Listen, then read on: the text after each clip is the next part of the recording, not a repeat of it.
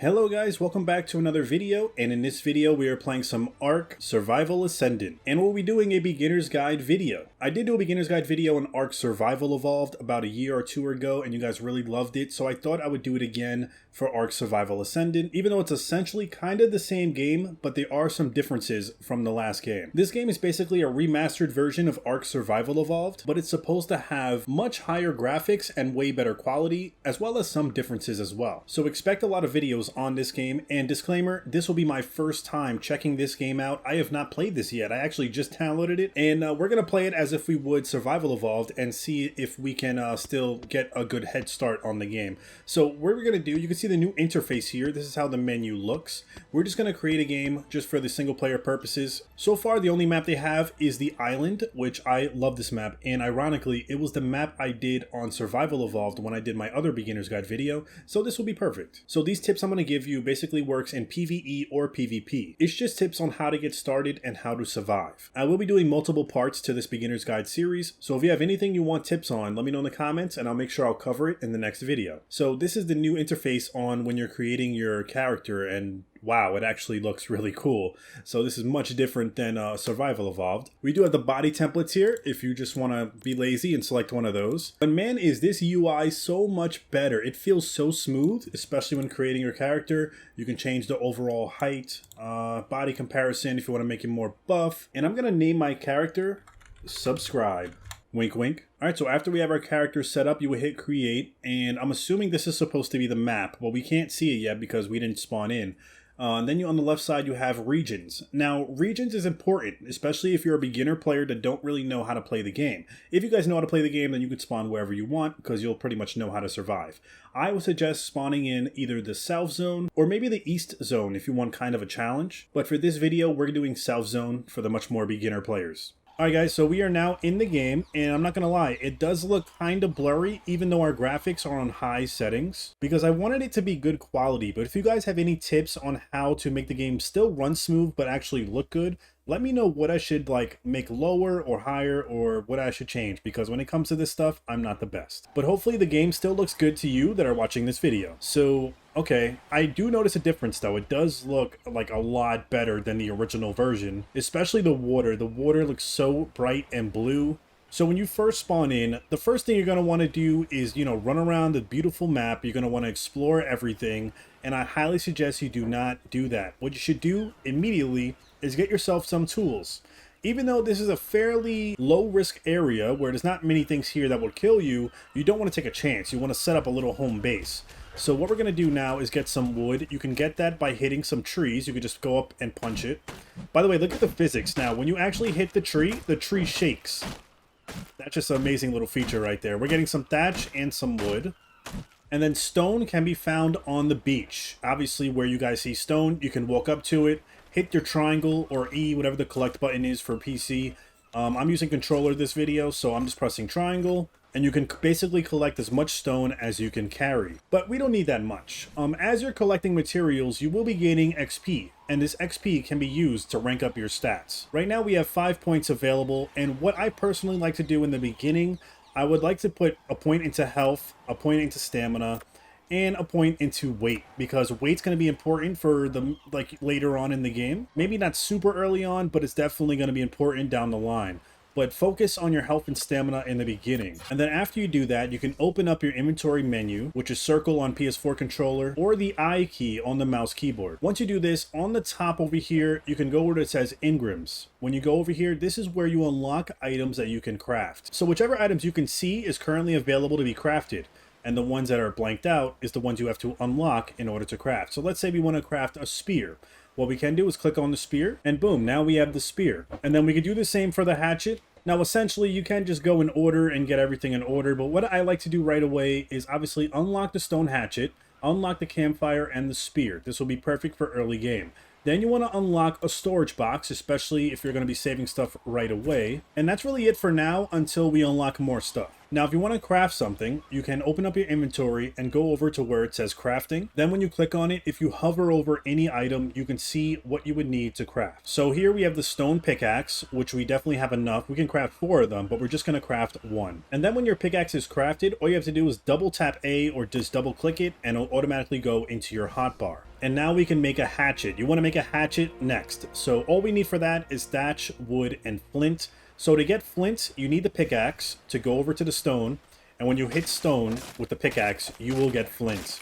And this will be used to make the hatchet. So then once you have that, you go back into crafting, you find the hatchet, you craft it. And then before you do anything else, we're going to make a spear. This is going to be for defense in case you get attacked by anything. This is going to be important when you're trying to set up because you will get attacked eventually and you want to be ready for that. So we do need wood and we need some fiber. So fiber can be found in these plants right here. They're pretty much all over the map in grassy areas. You would just walk up to it. You would hit triangle or whatever the collect button is for you, and you will collect berries and fiber. Now, this can be good because berries can be used as a substitute for food, which definitely comes in handy in the beginning stages. So we can just keep collecting. We are able to go into third person if you want to make it easier to see, and we just collect whatever much fiber you need. Once you do that, you can see we have some fiber. It's also good for narco berries, which will be used for taming, which I'm going to show you guys later on. Now, once you have enough to craft a spear, I highly suggest crafting at least 3. You want to craft at least 3 because they are going to break sometimes on the dinos that you're fighting, so you want to have some backups. And then when you're using the spear, you can use it 2 ways. You can fight it just regular like this, or you can actually hit the L2 button, or LT if you're on Xbox. And then you can throw it to a dino. We're going to cancel it by just selecting it in the hotbar again and then putting it back out.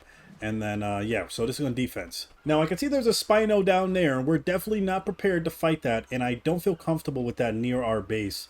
He's probably going to be wandering in that water back and forth, so we're going to stay on this side of the beach just to be safe. Now, when it comes to gathering hide, you want to use the hatchet. It will give you the most hide. And the pickaxe will give you the most meat, depending on what you're trying to get. So we need hide, so we're going to just beat them like that. Also, the pickaxe is perfect for getting a lot of thatch when it comes to trees. And the hatchet is good for getting more wood when it comes to hitting the trees. You can keep that in mind when you're trying to get the materials you need. Now, as you level up, you obviously want to get things like a simple bed. The bed is permanent, while the sleeping bag is only a one-time use. You want to get a bola. This is going to be used for taming. You want to get the bow, and you want to get the stone arrows as well. And if you want to skip the thatch and go straight to wood building, then you can do that as well. And I do recommend that. But for this video, because it's less grindy and it won't take as long, we're just going to do thatch, but you can do the same thing with the wood. All right, so we have some thatch foundations made, and because I'm basically encumbered right now, we're just going to drop them. So we're just going to put them in. Oh my god, the thatch floors actually look different in this one, and they look nice, and it's so smooth when I put them down. All right, now we're able to run. We need more thatch. So I saw a lot of you guys ask me this in my last beginner's guide video, specifically for controller players. On the bottom hotbar, when you want to get to the right side of the hotbar, what you can do is if you're on Xbox, you hold down LB, or if you're on PlayStation controller, you hold down L1. So for example, we need the wall, so what we're going to do is hold LB, and then we hit X, and then that's how we get the wall up from the right side of the hotbar. So if you're using the right side of the hotbar, make sure you guys are holding L1 or LB so you can get to that item. I am loving the new design of the structures. It actually looks more realistic and just a lot better. Alright, so one thing they changed, I was actually confused at first because this is different. When you hold the structure here highlighted, but you don't place it down yet, you can see on the bottom there, you're actually able to switch between the wall, the doorway, another thatched doorway, or a window wall. So it's no longer like a separate item to craft, it's all in one type of thing. So we're going to make it into a short, actually, let's do a regular doorway. There we go. Okay, that's a pretty cool feature. I mean, I have to get used to it because I was kind of iffy at first, but alright, so we have our little thatch hut. Oh my god, the Spino scared me. If you see a Spino in your area and you're a new player, do not build near it. I'm just doing this for the video, but obviously when you build in your own server or single player, whatever you play on, try to find a safe area. The beach can be relatively safe, but it can lack a lot of resources, so you want to keep that in mind. But if you are afraid that you're going to die, what you can do is put some storage bins here and put some important items that you have in the bin. So for example, if we want to save our hide, so they don't actually, we don't lose them if we die, we could just put them in there. And then I guess we could put some narco berries in there as well, because we're going to need that later for when we want to make narcotics. All right, and now we have our little house set up. So it's a little dark in here. I don't have any torches yet. But yeah, we have a door here, which we can open. It kind of blends in. If you don't know where the door is, then yeah. But this is the door here. They made it a lot longer in this game. It actually looks huge. Now, once you make your base, you're going to need a bed. And to make a bed, we need hide. And I'm going to show you guys how to get hide in the beginning. So it's fairly simple. The first thing you want to make is a bow and arrow. So once we make that, all you need is 15 wood, 50 fiber, and you want to make some stone arrows to go with it. Now your first option is to look for dinos that are small or easy to kill. Like we have a dodo here, so you can just chop up the dodo. Oh, that was really fast. And you can just go around killing them. Dodos can always be found around the beach, and they're very, very easy to kill. Or if you want to get something bigger with more hide, you can go for the carnivores, who can also be found around the beach, and they're very slow. So that's why I think the bow and arrow is best for them, because you can just have them chase you. You can see how slow he is. Hit him in the face. That's where you do the most damage. And we just do this until he dies. But keep in mind, if there's any carnivores nearby, they're all going to try to get you. So what you can do is try to get high ground somewhere. Oh my god. Yo, they have like an auto-locking feature in this game, and I need to know how to turn that off because it's getting in my way. Keep in mind, you will need a lot of arrows for this, depending on the level of the carnivore. I didn't check the level of this one, so the higher the level, the more health they will have. Alright, we killed this one, so we can grab the hide off of him really quick.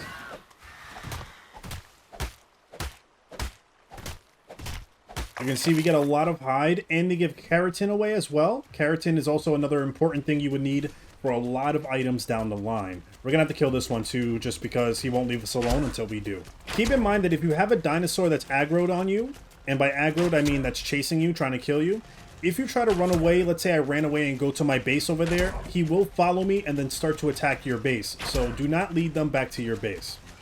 Even if you think you're safe, they will come after you.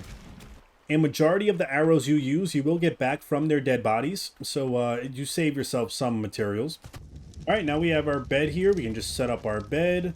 Wow, I must say the building though feels a lot more smooth. It feels a lot better, I'm not gonna lie. Okay, so now we have our base set up, we have our bed set up, so we have our little area. Now what we should do is tame a dino, and I'm gonna show you guys how to do that.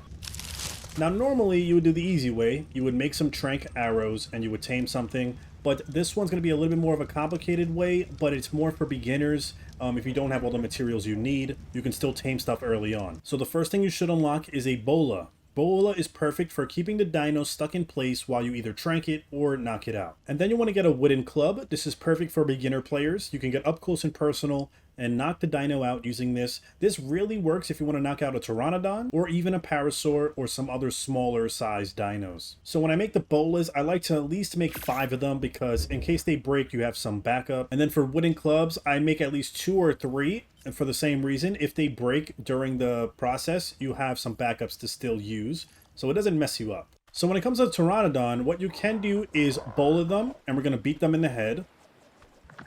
We missed. Wait, we gotta get him, we gotta get him. There we go.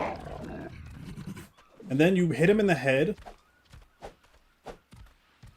And we knocked him out. Now, they won't always be that simple, but this is a level 7, so it was a lot easier. Once they're knocked out, you would see it say that they're unconscious. You could open up their inventory, and where you see the torpidity, you want to make sure that does not hit 0. If it hits 0, the dinosaur will wake up, and whatever taming process you have will be gone. So to keep them asleep, what you can do is put narco berries in their inventory. Now, normally you can starve tame them, so let them starve a bit, then put it in, and they tame a lot faster. Or you could just put it in right away. This is a carnivore, so you would have to put meat. If it's a herbivore, you gotta put berries. Now, do not force feed the meat to the dino. He has to eat it on his own. If you force feed it, you're just gonna be wasting the meat, not helping the tame at all. With the narco berries, though, you do have to force feed it. So when you hover over it, whichever your button is for consuming, you want to force feed it, and you can see the torpidity's going back up now. And just give them a little bit at a time. Don't like overdo it. Trust me, they don't wake up that fast, so we should be good. And you could literally leave them here, go do whatever, until you're ready to come back and check. And I guess in this version, they have a symbol on them, so you can see exactly where the location is. So if we run all the way back to our base, we can still see exactly where the pteranodon is. You can get rid of that if you want to, but I'm going to keep it on just for this video. And then for some dinos, they will have passive tame. So when you walk up to them, you would see it say put taming food in the last item slot to feed. So what that means is, I'm assuming this thing eats berries. I haven't tamed one of these in a while. So you put the berries in the last spot in the hotbar, you walk behind them, and now it says push triangle or Y to feed them. We're going to feed him, and you can see the taming bar go up to 62%.